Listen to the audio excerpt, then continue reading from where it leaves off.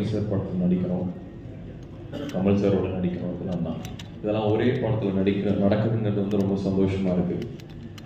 யோகி Setu sir ஒரு இன்டர்வியூவில் வந்து சொல்லியிருந்தார், த பேபி ஆஃப் த டீம்னு.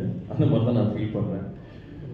ஏகப்பட்ட தருணங்கள் கற்றுக்கிறதுக்கும் ரொம்ப சந்தோஷமாக வேலை பார்க்கறதுக்கும் ராஜா சார் சொன்ன மாதிரி. அண்ட் ஏகப்பட்ட லெஜண்ட்ஸோட ஒரே படத்தில் எனக்கு சான்ஸ் கிடச்சி ஐம் ஜஸ்ட் ரியலி ஹாப்பி.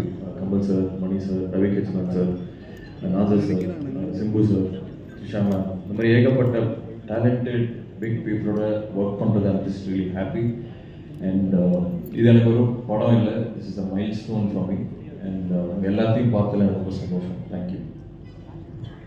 இவ்வளோ பேர் ஒன்றா பார்க்குறதுக்கு தனித்தனியாக பார்த்துருக்கோம்.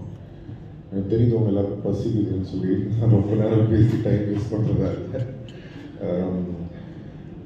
நாளைக்கு ரிலீஸ் படம். ஸோ ஆக்சுவலாக கான்ஃபிடெண்ட்டாக இருக்கும், சந்தோஷமாக இருக்கும். இந்த படம் எல்லாருக்கும் ஒரு மிகப்பெரிய வெற்றி அடையணும்னு இறைவனை வேண்டிக்கிறேன். ஏன்னா ரொம்ப உழைப்பு போட்டிருக்காங்க. கமல் சார் வந்து ஆக்ஷனாக இருக்கட்டும், பர்ஃபார்மன்ஸாக இருக்கட்டும், பின்னி படம் எடுத்திருக்காரு. எல்லாருமே அவங்களோட ஒர்க்கை ரொம்ப கஷ்டப்பட்டு பண்ணியிருக்காங்க. ஸோ எங்கள் டீம் சார்பாக நீங்கள் எல்லோரும் வந்து படம் பார்த்து என்ஜாய் பண்ணுவீங்க நம்புகிறோம். Thank you so much. அதை கொண்டு போய் மக்களுக்கு சேர்க்கமான அந்த கேப்பில் சரி விட்டுருங்களேன். என்னால் அந்த கேப் எனக்கு ஒரு முக்கியமான படம். ஏன்னா நாயகனில் தான் எனக்கு மணி சாரோடையும் கமல் சாரோடையும் நான் வந்து முதல்ல அறிமுகம் வாங்குறேன்.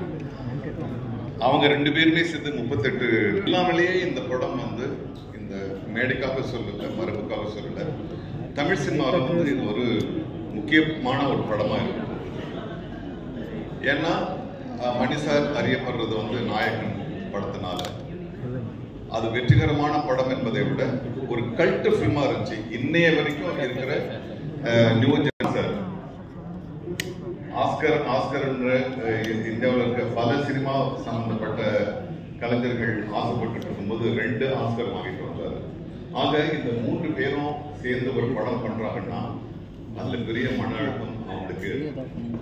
போட்டின்றது அவங்களுக்கு வந்து வேற ஒரு டைப் கிடையாது, அவங்களுக்கு போட்டி அவங்களுக்கு. ஏன்னா இன்னும் 3 பேரும் சேர்ந்து ஒரு பெரிய ஹை ஸ்டாண்டர்ட் அவங்க ஏற்கனவே நிரூபிச்சுட்டாங்க.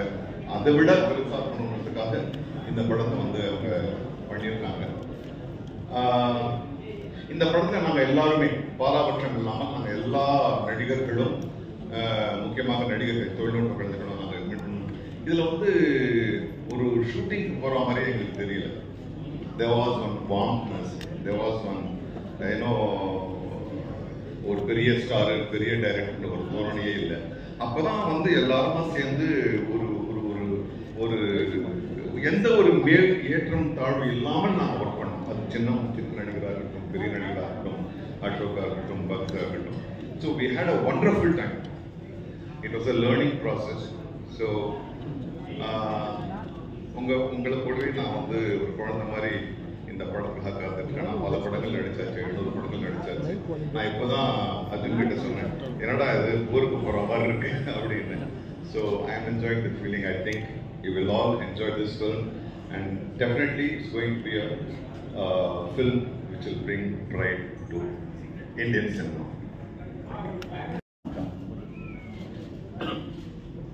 இந்த எங்கள் பயணத்தில் ஆரம்பம் முதல் எங்களை தாங்கி கொடுத்து இந்த மேடை வரை கொண்டு சேர்த்ததில் பெரும் பங்கு உங்களுக்கும் உள்ளது.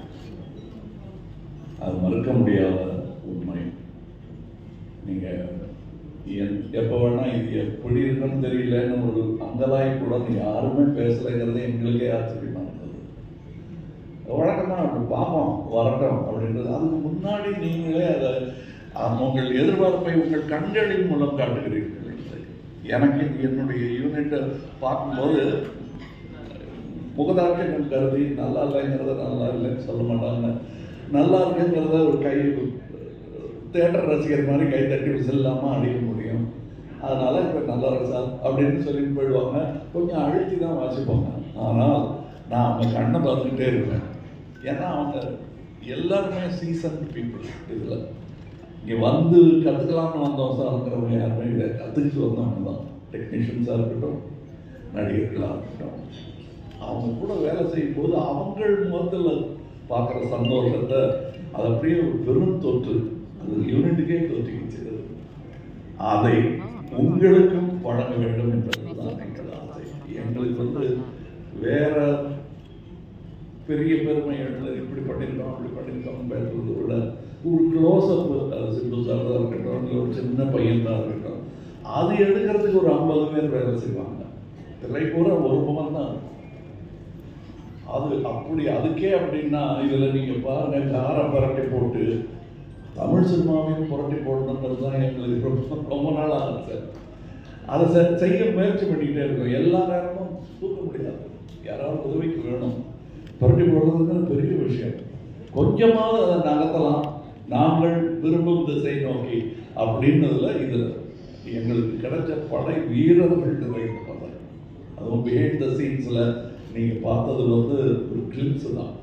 ட்ரெயினில் வேகமாக போகும்போது சீனரி தெரிகிற மாதிரி உங்களுக்கு தெரியும். நாங்கள் கிட்ட ஜங்ஷனில் நின்று எல்லாரையும் வண்டியில் ஏற்றிக்கிட்டு வந்தவங்க எத்தனை பேர் உழைத்திருக்கிறார்கள். இன்டர்நேஷ்னல் தரத்தில் இருக்கும் எங்கள் டெக்னீஷியன்.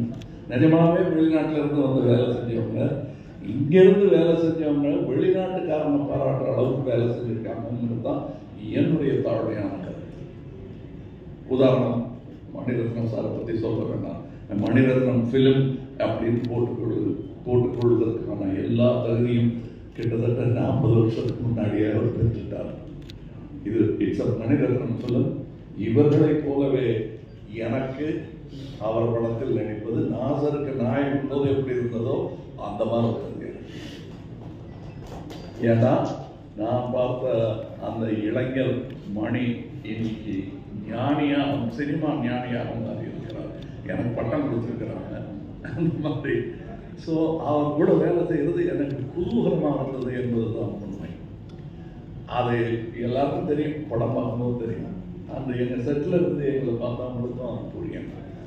இதில் இருக்கிற டெக்னீஷியன்ஸ், எடிட்டர், ஒரு ட்ரெய்லர்லேயே தூக்கிட்டாங்க மணியும் அப்புறம் சேர்ந்து. அது ஒரு சூப்பர் ஹிட் பண்ணிட்டாங்க. அதெல்லாம் நல்ல சிறந்த டெக்னீஷியன்கள், பதட்டம் இல்லாமல் எந்த பெரிய இடையூறுகளையும் தாண்டும் அந்த லாபம் அவர்களுக்கு இருக்கிறது. அதே மாதிரி ரவி கே சந்திரன் இந்நேரம் அமெரிக்காவில் படம் எடுத்துருக்க வேண்டியது, அது 20 வருஷம் முன்னாடியே எழுந்திருக்க வேண்டியது. மருதநாயகன் அவருடைய சினிமாட்டோகிராஃபர் அவருடன் முழுவதுமாக ஒரு முழு படத்தை முடித்தேன் என்ற பெருமை. அது பாதியில் விட்டவங்க வருத்தம் எனக்கு ரொம்ப உண்டு. ஆனால் அதில் இந்த படத்தின் மூலம் அதில் இருந்ததை விட இன்னும் சிறந்த சினிமாட்டோகிராஃபராக அவர் திரண்டு வந்திருக்கிறார் எங்களுக்காக. அது தெரியும், படத்தில் பார்த்தா பேசுவாங்க. அதை நான் சினிமா விமர்சகர்களிடம் விட்டு விடுகிறேன். அவருக்கு நல்ல பேர் கிடைக்கணும். நானும் சினிமா விமர்சகன் தான், நானும் சினிமா ரசிகன் தான். நான் சுவைத்த விஷயத்தை உங்களுக்கு நான் சொல்லுகிறேன். வியாபாரம் வெற்றி பெறணும், அதெல்லாம் ஓகே. என் சினிமாவும் வெல்ல வேண்டும் என்பதுதான் ஆரம்ப காலத்திலிருந்து நாங்கள் அதான் ஒரே மாதிரி எண்ணமுடையவர்களுடன் பேசிக்கணும். நாங்கள் செட்டில் இருக்கும்போது மணி சார் ஆகட்டும், நடுவில் போய் பேச டைம் இருக்காது. அதுவும் டெக்னீஷியன்ஸுக்கு மேலே கீழே பார்த்துக்கிட்டு ஒரு மாதிரி சித்தர் மாதிரி அவங்க அதுக்கு நடுவில் நாங்கள் பேசுறது கூட அரட்டையாக இருக்காது. லஞ்சில் உட்காந்து பேசுறது கூட சினிமாவை பற்றியாக இருக்கும். வேற ஒருத்தர் எடுத்து நல்ல சினிமாவை பற்றியாக இருக்கும். இப்படி ஒரு அற்புதமான சூழலில் நாங்கள் இந்த படத்தை எடுத்துருக்கோம். இந்த மாதிரி ஆரோக்கியமான ஒரு சூழல் ஐமையிலே எவ்வளோ பணம் கொடுத்தாலும் கிடைக்காது. அது எனக்கு கிடைத்தது, ராஜ்கமலுக்கு கிடைத்தது. ராஜ்கமலுக்கு பின்னாடி இருக்கிற அந்த இன்டர்நேஷ்னல்ங்கிற அந்த வார்த்தைக்கு முழு அர்த்தத்தை மணிரத்னம் எங்கள் டெக்னீஷியன்ஸ் கொடுத்துருக்கிறாங்க. இதில் உள்ள கலைஞர்கள் சின்ன சின்ன பாத்திரம் பண்ணவங்க. ஒரு சின்ன பையன்லாம் ஆக்ட் பண்ணியிருக்காரு. ஒரு 50 படம் பண்ணியிருப்பாரு அந்த பையங்கிற மாதிரி பண்ணியிருக்காரு. அது நிஜமாகவே 100-200 படம் பண்ணவங்கலாம் சின்ன சின்ன வேஷங்கள் பண்ணியிருக்காங்க. இந்த சந்தோஷத்துக்காக மணி சார் கூட ஒர்க் பண்ணுங்கிற சந்தோஷத்துக்காக தான் பாதி பேர் இருந்தாங்க. சம்பளம் 2ஆம் பட்சம் தான் அவங்களுக்கு. இது எங்களுக்கு தெரிந்த உண்மைகள் நான் சொல்கிறேன். நாம் வையாபுரி மாதிரி ஆற்றலாம் நான் கண்டெடுத்த அவர் ஜூனியர் ஆர்டிஸ்டாக இருந்தபோது நாங்கள் கண்டெடுத்து இவர் அப்படின்னு பார்த்து கூப்பிட்டது அவர். இன்னைக்கு அவர் எங்கள் கூடயே பயணிக்க உட்கார் சீட்டு கிடைச்சாச்சு உட்காந்துருக்கோம். அது ரொம்ப கஷ்டம். அந்த நிலையிலேருந்து வந்த அவருக்கு தான் தெரியும். இங்கே ஜோஜோ இல்லை, இப்போ இந்த முன்வரிசை இல்லாமல் இருக்கிற எல்லாருமே என் நண்பர்கள் தான். அவங்களுக்கு இந்த வாய்ப்பு கிடைச்சது எனக்கு பெருமை. நீங்கள் படம் பார்த்துட்டு இவங்களெல்லாம் பற்றி நான் பேசுகிறேன். ஏன்னா இப்போ பேசும்போது அவர்கள் பெயரை மட்டுமே குறிப்பிட வேண்டி வரும்.